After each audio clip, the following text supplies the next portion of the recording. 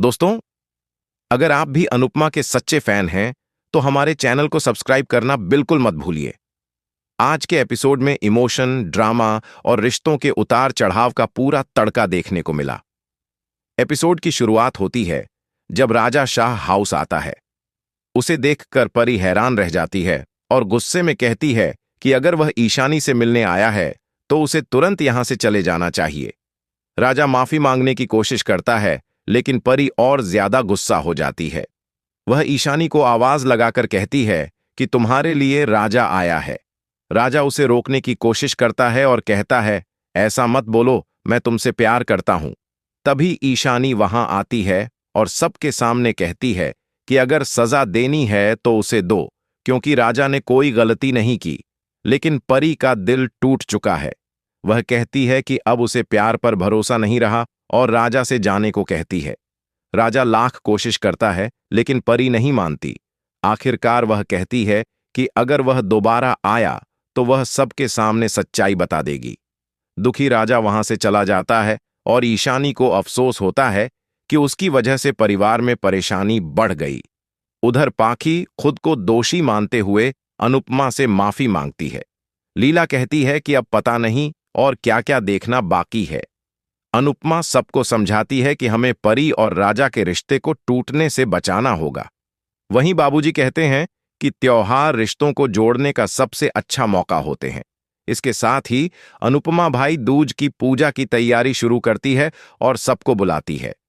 अनुपमा माहौल को हल्का करने के लिए गाना गाती है और डांस करती है।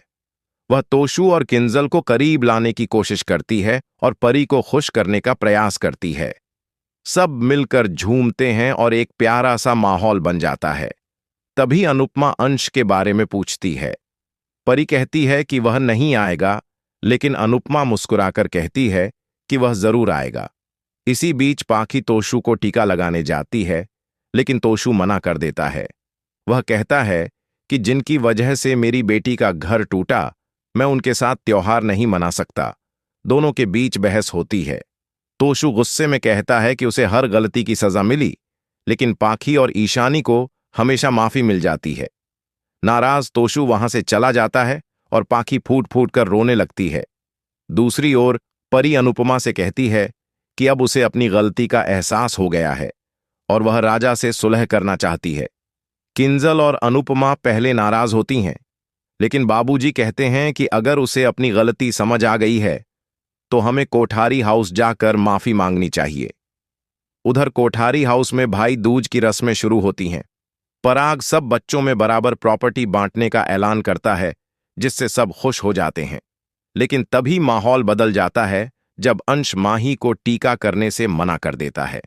वह कहता है कि बहनें भाई की भलाई चाहती हैं, लेकिन माही तो उसके करियर को बर्बाद करने में लगी है। सबके सामने अंश खुलासा करता है कि माही गौतम से प्यार करती है और उससे शादी करना चाहती है। ये सुनकर सब हैरान रह जाते हैं। राही और ख्याति माही को डांटती हैं, लेकिन माही कहती है कि इसमें गौतम की कोई गलती नहीं है, पहल उसने खुद की थी। तभी अनुपमा शाह परिवार के साथ वहां पहुंचती है। मोटी बा अनुपमा पर ताने कसती है, लेकिन अनुपमा हाथ जोड़कर कहती है कि वे माफी मांगने आए हैं। अनुपमा सबको बताती है कि ईशानी की गलती के पीछे मजबूरी थी, वह ब्लैकमेल हो रही थी। सब दंग रह जाते हैं।